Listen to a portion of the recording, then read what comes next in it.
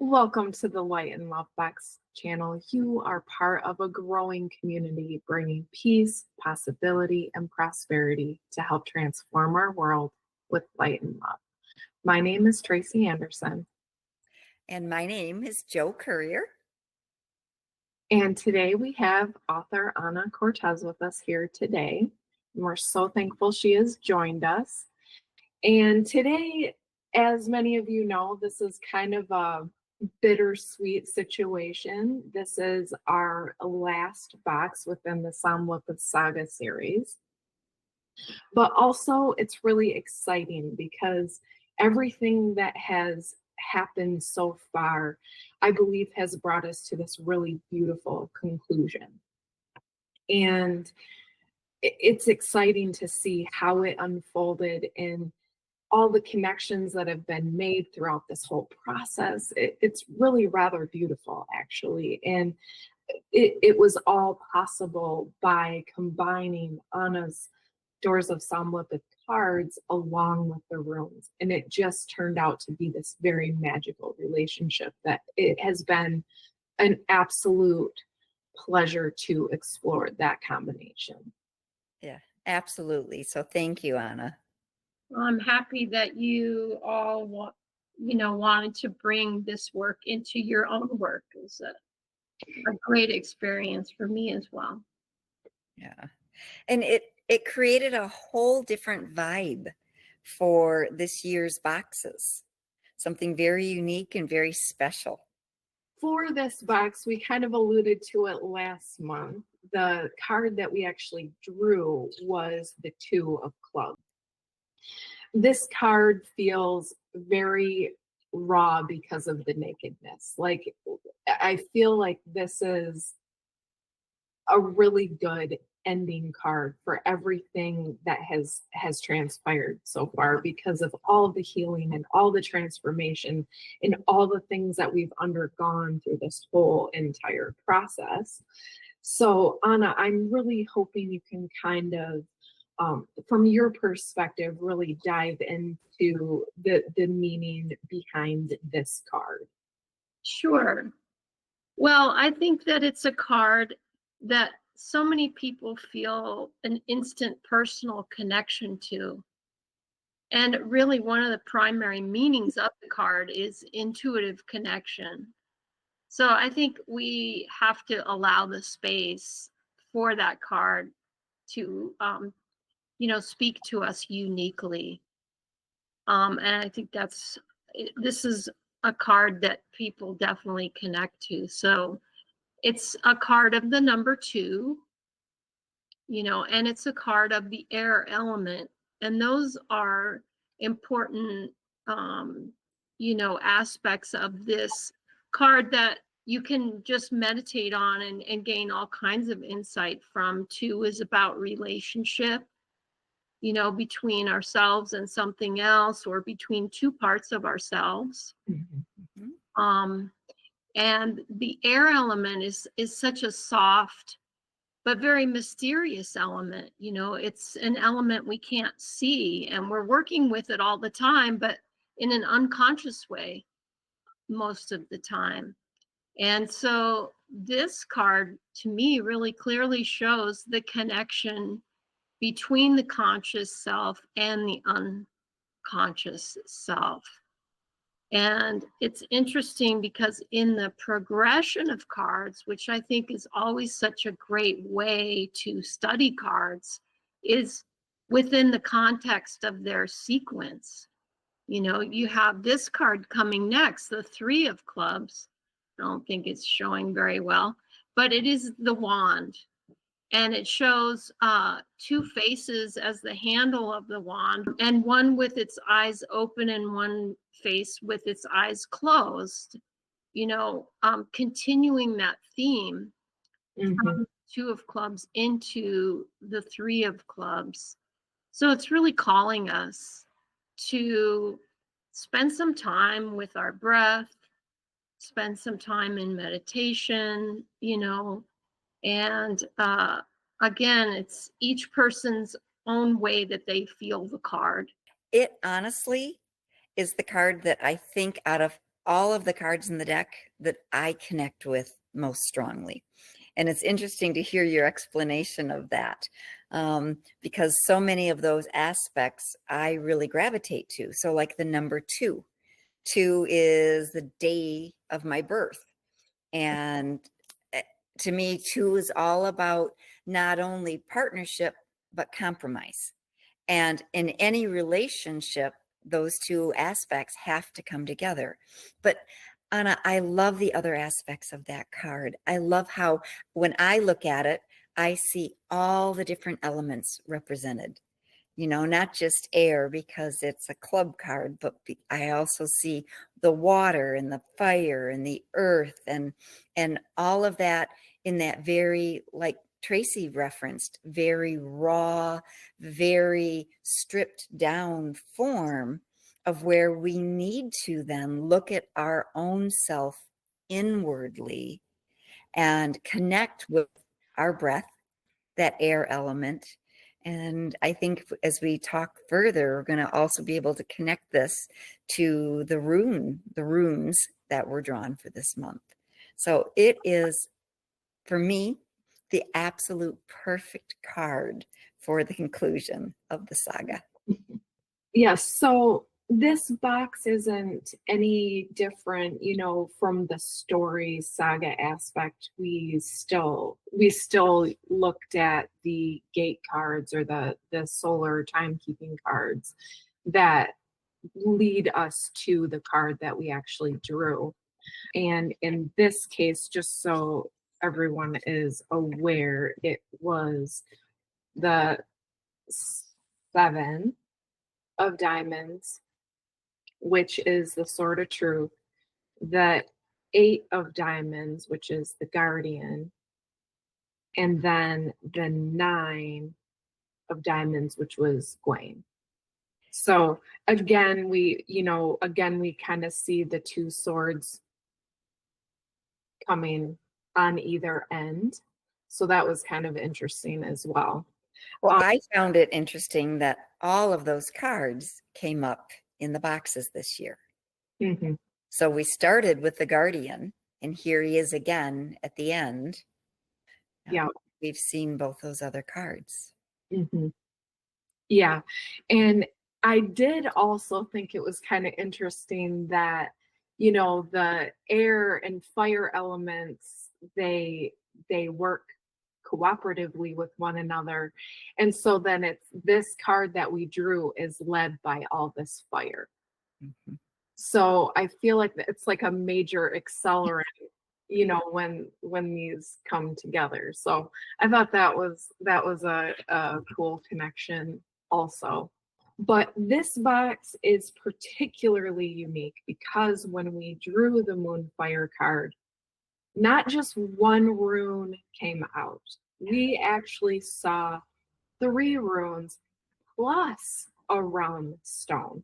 And for those of you that may have not watched previous videos, yes, I keep realm stones in my rune bag, which is kind of different, but it's something I personally feel a draw to. So I every realm of the 9 realms is represented in my rune bag with a crystal or a stone of some kind or whatever. But the realms connected to The yes. Nordic tradition. Okay. I kind of want to talk about the realm itself first. So I have black tourmaline representing in the Nordic tradition, it's either Hel or Helheim. That is that realm. But it's a very interesting realm because it's the realm of instinct. And it's kind of a place where there's stillness and inertia. And I think that's interesting because when you think of stillness, you don't think about movement, but inertia is a movement that continues on. It doesn't stop. It just keeps going. Like perpetual motion. Yeah, perpetual. Kind of like our breath. Mhm. Yeah. And it's that place of unconsciousness.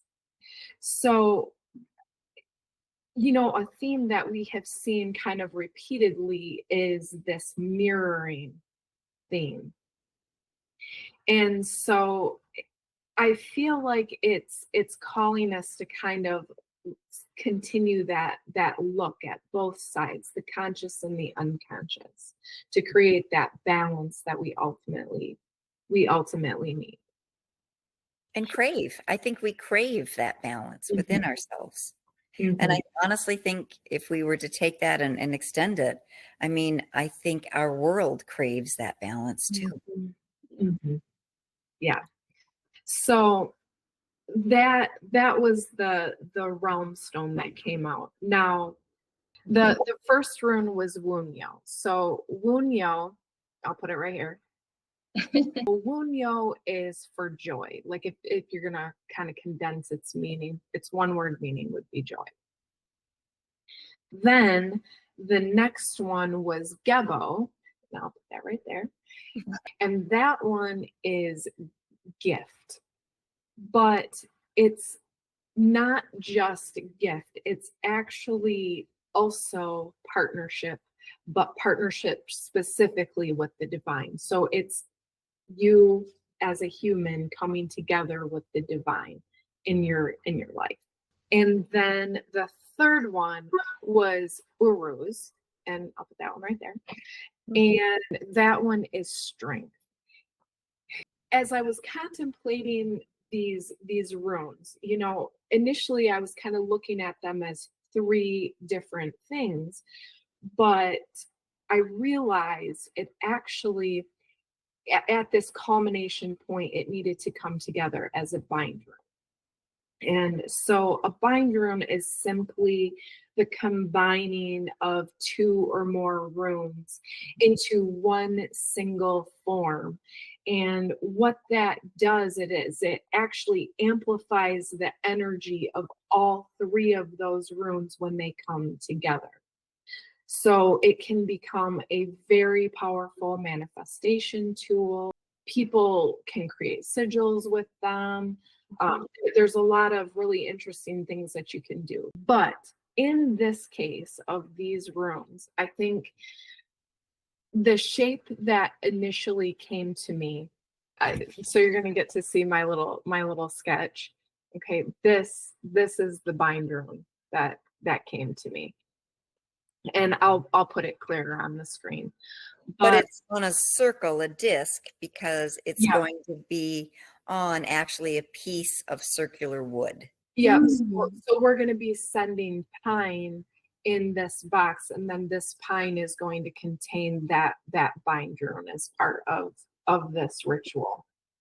But anyway, so when we combine Uruz, Wunjo, and Gebo together, something really interesting unfolded because when you put Wunjo together and you mirror them, okay, so the basically the triangles are pointing towards one another and touching in the center. The rune manas, this is going to be a little more demonstration-ish than normal, but that rune, it actually it's manas and it's for the self. And that rune actually looks like the two P's of Wunjo facing one another and touching at the center. But then if you also look at the combination of that, it puts a cross in the center. And that cross forms the rune Degas, depending on how you look at it, which is breakthrough, or it can form the cross of Gebo in the center, which is gift. And so I feel like so like yes, we're combining three runes, right? But something very magical unfolded in the midst of it because all these other runes started forming just by combining these three. And it tells a much broader story of what is actually being communicated. I mean, think about let's say it's Dagas that you're seeing in this bind room. Breakthrough. That's a whole saga, is breakthrough and transformation and making changes in your life to be living in a new way. And if you look at manas, the self, I feel like that points totally back to this card specifically because it's that pure, you know, self. You're you're not clothed anymore. There's nothing you're hiding. You've released all those things. It's your purest form, and that is what manas is all about. Which is again mirroring the stripped down form of the moonfire, the female form on the moonfire card, because she's stripped down to her raw basic self. Right, right.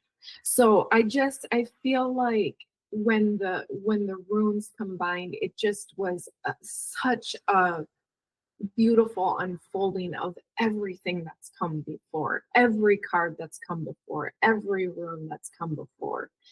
It just really came together very beautifully.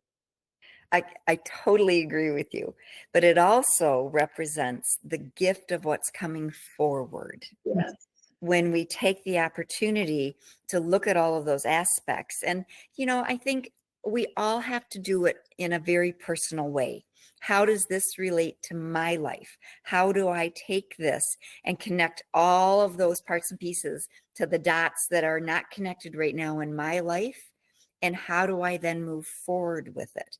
And I loved the fact that this box is called the gift of unity, because it's so much what is needed, not just on a broader perspective.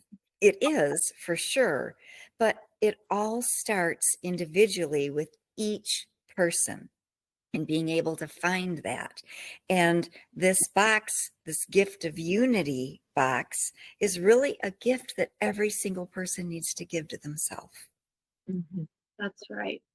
Yeah, it's as you're talking, I'm thinking of that Two of Clubs, and it almost feels, if you, one other visual aspect of that card is the full moon on there with the figure of an embryo in it. It's a little covered up in this edition of the cards by the club. The club is sort of obscuring the view of the moon a little bit, but I can tell you that in the original piece of art, there's very clearly an embryo shadow in that full moon. And of course, you can see that if you look up in the sky at the full moon. And there she is, almost like she's birthing herself.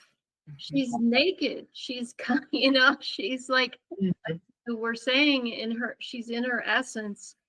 There's nothing but what she came into the world with. And so in a way, it is a card of rebirth and moving forward in a new way, like you all are saying. So it's just like different ways, finding the same messages coming through in all these multiple ways is just, it's so beautiful. And it's been happening, right, guys, throughout the entire series. Mm-hmm. In a way that is almost mind-boggling in how mystically it has all unfolded like that. Mm-hmm. And this then, I mean, Light and Love Box is all about full moon rituals, doing things to rebirth yourself. And it's absolutely beautiful, because I wasn't aware that there was an embryo there. That is just, to me, I've heard that. I didn't know that. Yeah, it really makes this the absolute perfect card. It really does. Wow. Mm-hmm. Yeah, I had no idea. I had no idea. That's awesome. What? All the things that just happened. I forgot to write that in the book. I can't believe that. It really is a major correspondence, on that card. Okay. Obviously. Well, I'm really glad you shared it because it Yes. makes it even more magical for me, honestly. Being my favorite card. Yeah, you got to kind of look through the. Nah, you can't really see it in this edition, but it's there. I'm telling you, We believe you. Absolutely. it's there. Well, and I'm sure on the physical piece of art, there's a lot more detail that is potentially lost in the translation between the physical art to the printing. Yeah, and these are very small. You got to remember these originals are like 42.5 inches tall. So Mhm. there's a lot Oh, of yeah. a lot. And yeah, my dad was good at adding little detail things that I still discover to this day, right? Because a certain reading will bring out a Mhm. certain detail, just like the embryo coming out in this discussion. So, Mhm. yeah, so I'm telling you, these boxes have been they've pushed me this year, a year of boxes. It's like the hardest thing about it for me has been, okay, I'm going to slow down now. I'm going to do this box. Like it's not one of those things that I have to do to, make myself feel productive. It's like totally, addressing a different part of myself, which is Mhm. like we so need that in our world. Mhm. Yeah.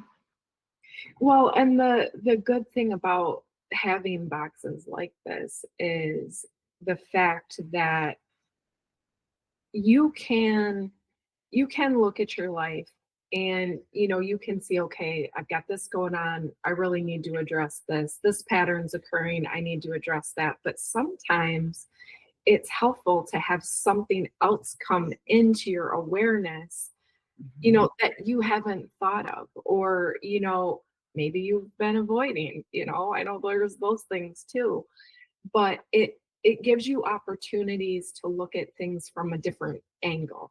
And I think they push you to explore at different levels, different areas, so that you can accelerate your healing process. Yeah. Yep. And even to take and explore, but to have a focus on something. So, like when you choose a box and you look at everything that Light and Love Box offers, let's say you choose hope. Well, there's a reason why in that moment that is an appealing box to you.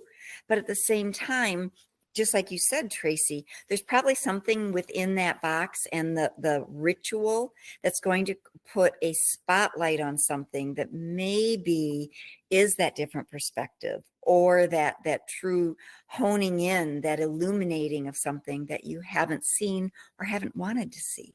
Hmm. So Right. that's why I think it's really important to think about, okay, how can I help myself grow and change?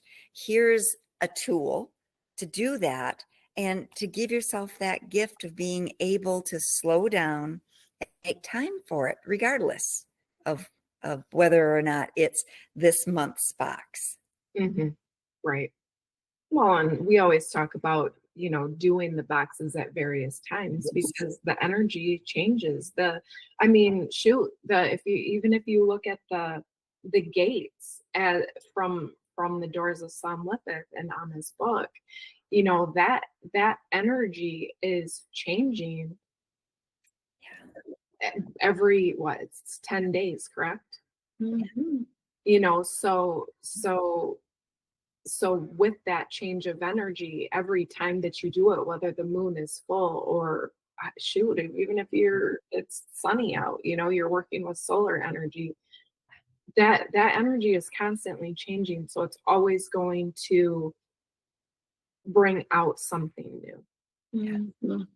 I think one of the things that we don't often correlate or remember is that there are times when the moon and the sun are sharing our sky.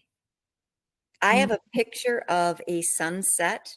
We were up on Lake Superior, and if I looked to my right, there was the sun coming down over the Great Lake. If I look to the left, the moon was still in the sky above the pine trees.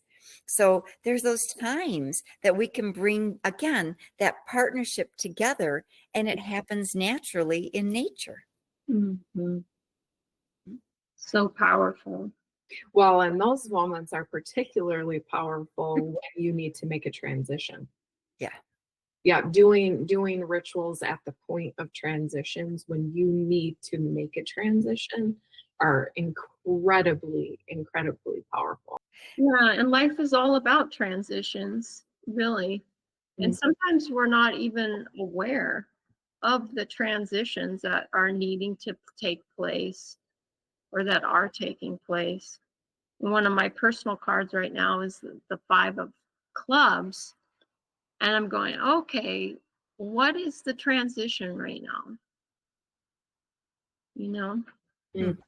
the number 5 and the X that you're describing on the runes. Also, it's a crossroads, and our Mm. lives are full of those. Well, and Anna, isn't a 9 is like a cycle ending, correct? Mhm. Mhm. So, so even if we look at the gate cards of this, between full moon to this full moon coming December 15th, um, that last card was a 9. And 9. it leads right into the Ace of Spades, Mhm.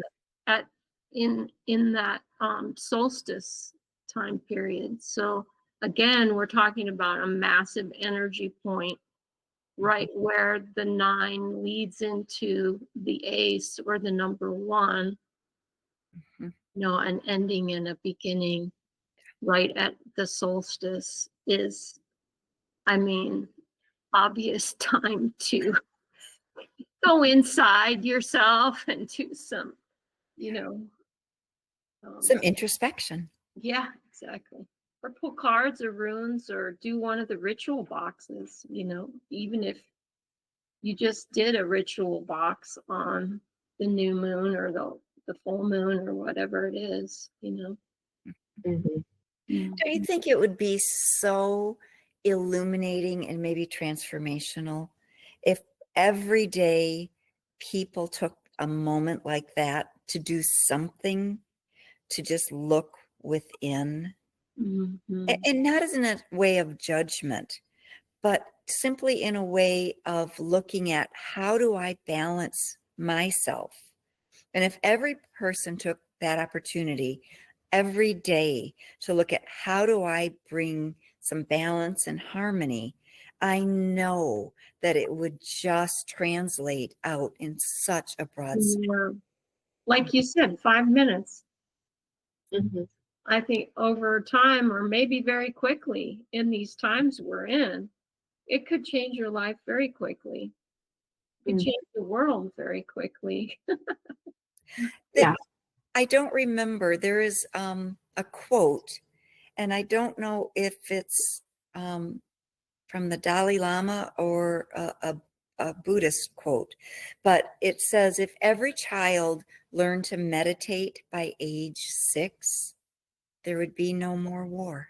Mm, Mm. Think of how profound that is. mm, mm, Because within a 6-year-old, they are still in that place where the veil is thin. They have not forgotten where their divine comes from mm, or mm. how they are still divine. Well, and if the practice of meditating is learned that early, how much easier would it be to continue?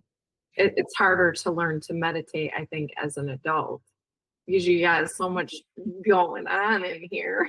Yes. It's harder to Oh, learn that li- stuff. like Anna said, it is so hard to just stop. We're accustomed to going and doing and accomplishing and the aspect of just being, oh, so foreign to many of us. And we're Most. so praised and commended for our achievements, the exterior things that the world can see and measure, and our certificates on the wall. But when are we commended for taking 5 minutes every day, Mhm. and for for changing the world in these ways that operate in these unseen realms, Yeah. right? I always like to think of myself as aspiring to be, you know, a superhero on an unseen level, you know, like an everyday person, just doing my thing, but shifting realities for the better, you know, by my presence. And I think we all can find value in ourselves that way. You know, it's just like the way you look at the person checking your groceries out. And I know, you know, people talk about this, but I think that we can start to experience this in a greater way and start to value ourselves in a greater way as we start to really recognize that we are powerful, you know, and energy's real, you know. Well said. Well, and that's, I think, the power of meditation and prayer, to start your day with prayer, with gratitude, with meditation. You know, it doesn't have to be one specific thing, and you don't have to have anything other than yourself to be able to do that. So Mhm. let's say that you're traveling and you don't have maybe the typical tool or tools that you would use. You can still do it. There's a new video in the academy that I call invisible cards, and you draw an invisible card in your mind. You don't need anything, but you can draw a rune or card in your mind, just like runners might run a race in their mind to prepare for an event. You know, it's a different kind of training. Yeah. And so there's just so many ways that we can, you know, tap into our intuitive side and explore our relationship with ourself and the power of our imagination, quote unquote imagination. Well, thank you both. This has just been, again, an amazing conversation in so many ways. And, you know, like Tracy said at the beginning, it's kind of bittersweet. Well, you know, I think just in general, this is a great box to encourage people to continue moving forward in that healing process, connect with others, and to develop relationships and be a light to others. And so I feel like it's not the end. It's just, you know, it's this transition into the new that's ahead of us. So That's Yeah. you know, it's still exciting, even though it may feel bittersweet.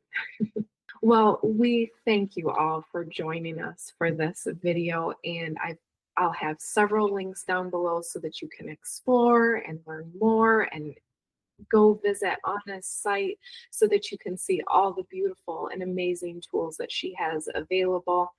And check out Anna's Black Ace Academy. It is amazing. What an excellent way to learn how to use these cards and incorporate them into your daily life. And I will also provide links to the boxes within this saga series and also our manifestation box series so that you can get started on your very own transformational adventure. So again, thank you for joining us, and we'll see you next time.